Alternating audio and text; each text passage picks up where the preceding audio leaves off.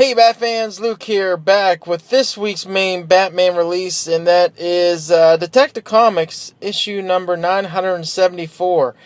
Before we go ahead and proceed, Detective Comics as a whole right now, if I kind of had to do a State of the Union address on this particular title,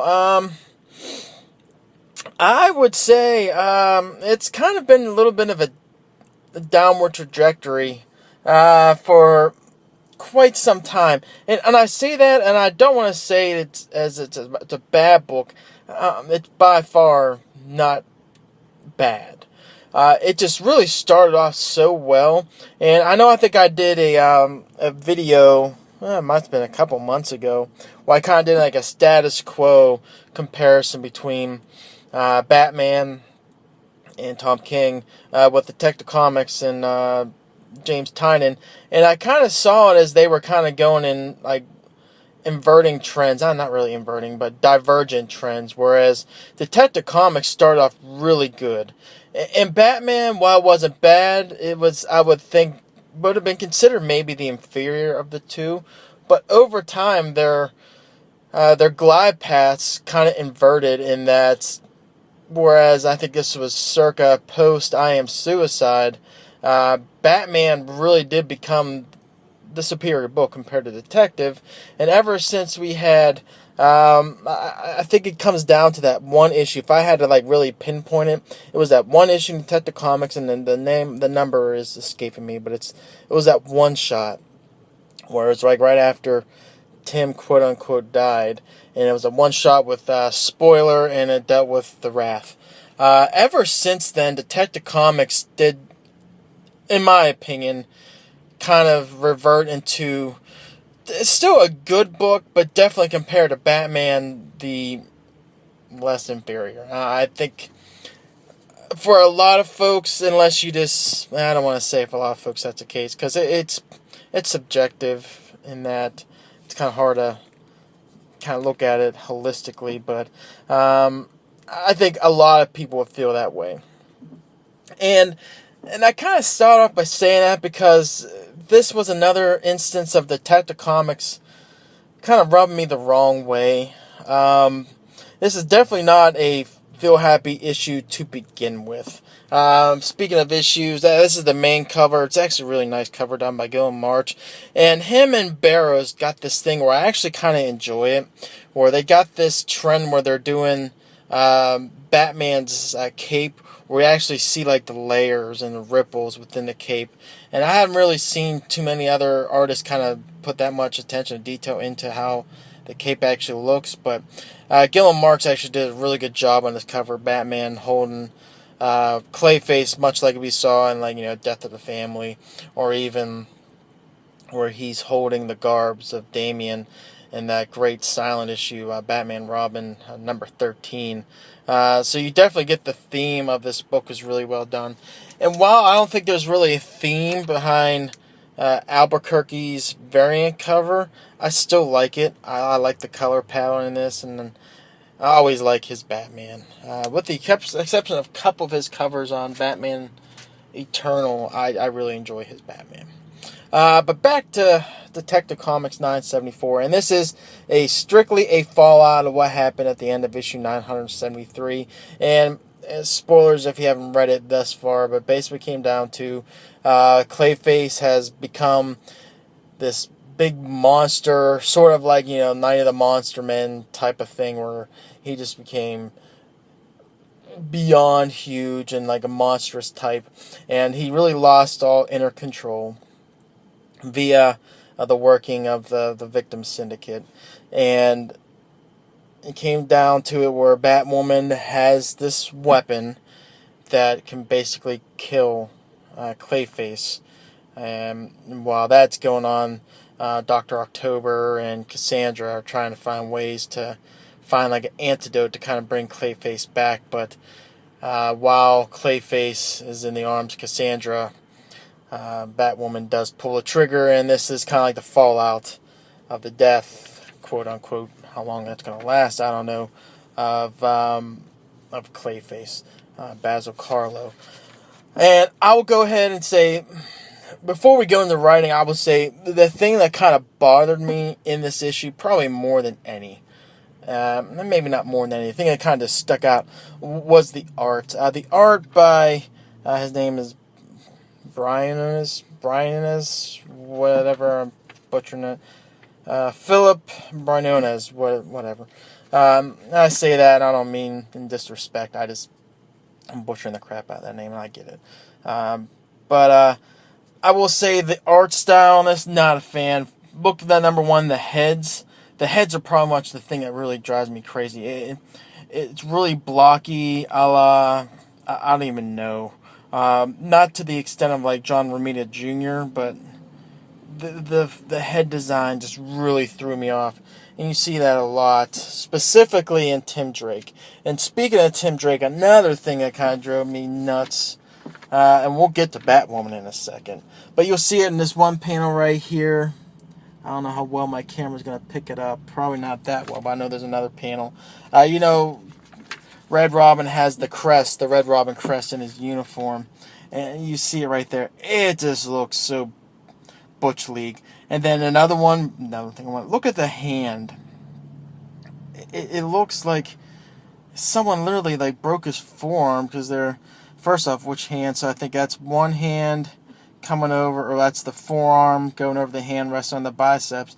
Then we got this other hand, we got the bicep coming with the forearm, but just look how the hand is kind of oriented with the rest. That's structurally not even right. It looks like someone broke his wrist. Not a fan at all.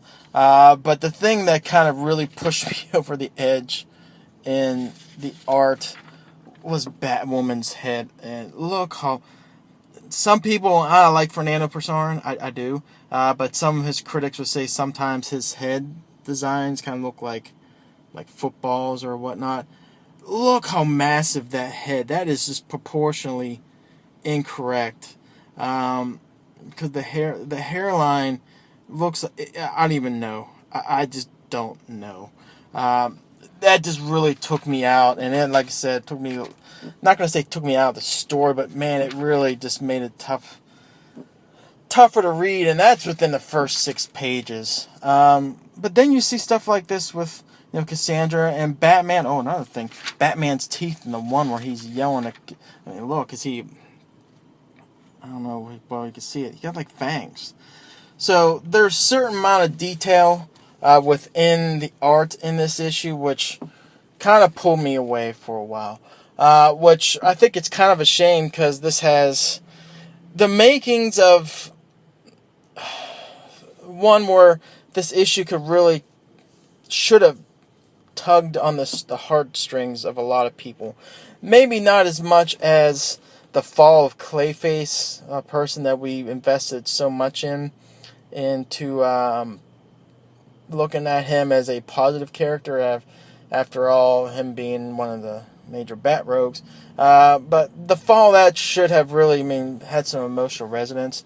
Another thing we see is the splintering of the Bat family, and you kind of got hints and nods of this going all the way back. I forget what issue in the Batwoman issue. I think it was Batwoman issue number 6, which was kind of like that look-ahead issue where we had Kate revealed to be working with the colony, and you basically see how this is potentially going to unravel in this issue, with the relationship with her father, and definitely the splintering in the relationship between Kate and Cassandra. Cassandra, who has really developed a strong bond between her and Clayface throughout this run in Detective Comics so far. You've seen her push over the edge. And then, but let's just go ahead. I will say, as far as writing concept, there was two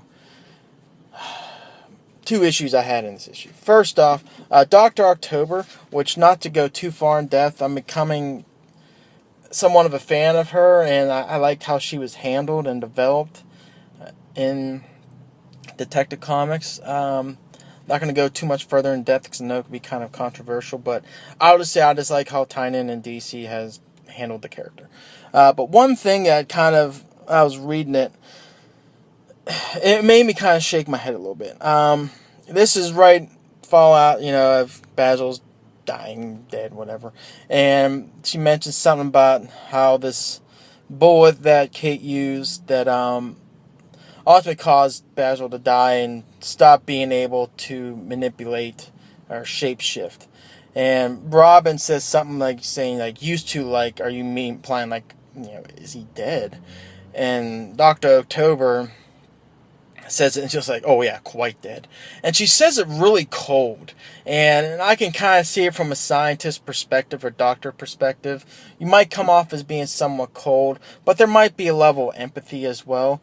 But it really didn't bother me as much as that up until the very end when she's giving the cure. And we'll get back to that in a second, because that's a thing for the story that really drove me nuts. It's to the point where it's like, okay, so she's given the cure to, oh goodness gracious, I forget the name, Glory Griffin, yeah, so Glory Griffin's kind of like the person that got this Victim Syndicate, Clayface version, and basically comes down to she's offered the cure to be normal, and, oops, excuse me as I get this fixed. And basically what comes down to is that Dr. October is giving the cure to her at request by Clayface. And I'm not going to go full in the dialogue, but as you're reading it, she's basically doing it begrudgingly, where she's basically saying the only reason I'm giving this to you is because this is, at the request of Basil. And, oh, by the way, you're a bad person because Basil was savable because your actions, you inverted him back to pure evil, and that basically ultimately led to his death. But at the same time, I can feel some empathy toward you because how you were, brought into this as, originally as an innocent victim and yada, yada, yada. And I got that, but she's really hammering on this thing where she's showing a lot more empathy to what happened toward Basil. And you're seeing this, and then you kind of compare that to what she's like in the beginning with, like, all of Basil's friends. I know sometimes as a doctor you gotta kind of show a strong face and hard times or whatnot, but this one really, it just seemed like she really just turned a dime on emotions really quickly, which felt kind of off. And I cannot hold a book up to save my life this time. But the thing that just, I think I kind of reached my breaking point with this dynamic of story. I don't know. It's when we see again Stephanie really harping down with Tim and his dedication to this Batman lifestyle and what could potentially happen in the future. And it's, you heard it a few different times. It's crazy lady gone wild, just out of control, Stephanie Brown. And we didn't see this in Batman Eternal. Didn't really see it in Batman and Robin Eternal, but just in this run of Detective Comics, this is just a side of Stephanie I'm just not particularly a fan of. And I don't know if this is by design. Like, if you read Grant Morrison's run, Damian, when he was first revealed, a lot of people just couldn't stand Damian, and the argument would be that that was kind of like done on purpose, and you kind of see over time Damian grow from someone you really couldn't stand to at least I want to say enjoy, but at least you understand him and you can kind of tolerate a little bit more, because then you have a lot of development over time. So I don't know if this is Tynion's design for us to purposely just despise Stephanie, but it's reaching that point that I just can't. Every time I see a panel on her, I just kind of cringe because I just don't know. And I get it. This whole thing with the future Tim, after what we saw, especially earlier on in Detective Comics, and then what we saw in the this event, Sons of Tomorrow or whatever, the one that was in Super Sons, Superman, and Teen Titans. I don't know, to be honest. It's just, I'm really I'm not going to say start despising. It just, at this point, I mean, she's kind of implied that she's going to go away for a while, and to be honest, until they figure out what the heck they want to do with her, I just almost say, okay, good.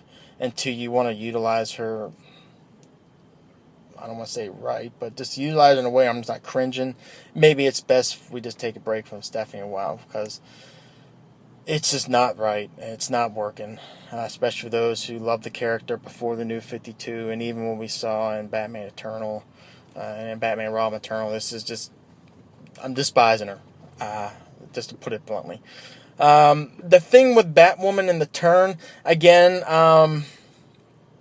I would maybe have a little more emotion towards it, but again, we kind of seen plot threads or nuggets kind of planted throughout that this is where this is going to be heading at some point in the pages of Batwoman and even Detective Comics, and even again that event I just mentioned. It's all been mentioned that there's going to be a climax. It's going to be coming between eventually Tim and Kate later on down the road in the future, whether there's a Batman or not. You see the future conflict coming, and again, this is kind of like the Easter eggs toward it. Well, not really the Easter eggs, but maybe just another step along the way of what's eventually going to happen. And so you kind of see things starting to come to fruition, and other things have been referenced in past stories.